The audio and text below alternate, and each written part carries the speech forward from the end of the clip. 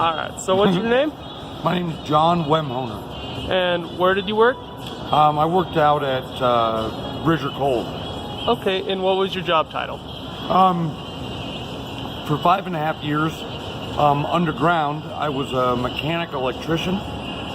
And then for about 3.5 years on the surface, I was a helper and a blaster. I got to blow stuff up.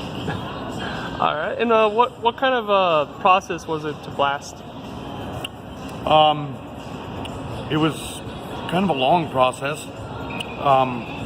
They set up plans for the drillers to go in and drill holes, and they, depending on what we're blasting, whether it's hard rock or coal, determines the size of the hole.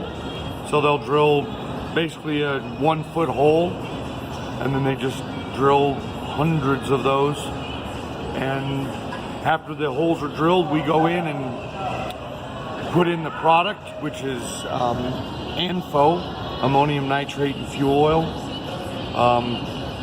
Go in there, we put that in, put some kind of cap, detonating cap, and a booster in there, and then we tie all the rows of holes in together, and the day we're ready to blast, we call it out. We've got about a 5-minute warning for a shot, and then once we're ready, we have this little, it's just a metal tube about this long with a 22 blank, or it's basically the cap for a shotgun shell, and a little pin hits that and sends a signal down, and it's cool. All right. I can show you a really cool video of it. And what's the environmental impact of that?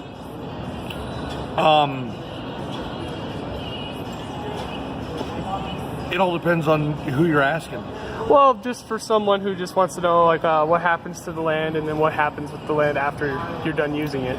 So, what happens to the land initially is you have, let's say you have a 20-foot coal seam, and you've got 300 feet of, or 400 foot of soil that's above that you need to move.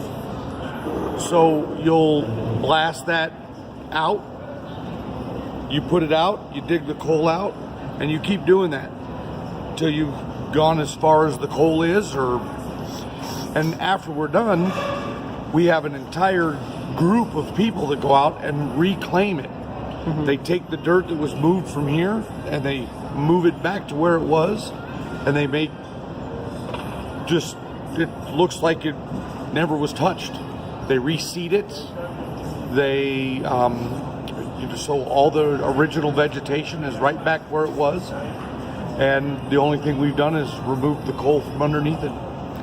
Okay. And do you believe coal is one of the most important natural resources of today? I believe it's one of the most important natural resources for Wyoming. We have Black Butte, we have mine in Evanston, we have Bridger Coal, the entire northeast portion of the state of Wyoming is driven by the coal market. It's one of the many things that are here. I think it's one of our most important resources that we have. It's too abundant not to use. Okay. Well, thank you for your time, and I'll be getting back in touch if needed. No problem. Glad to help.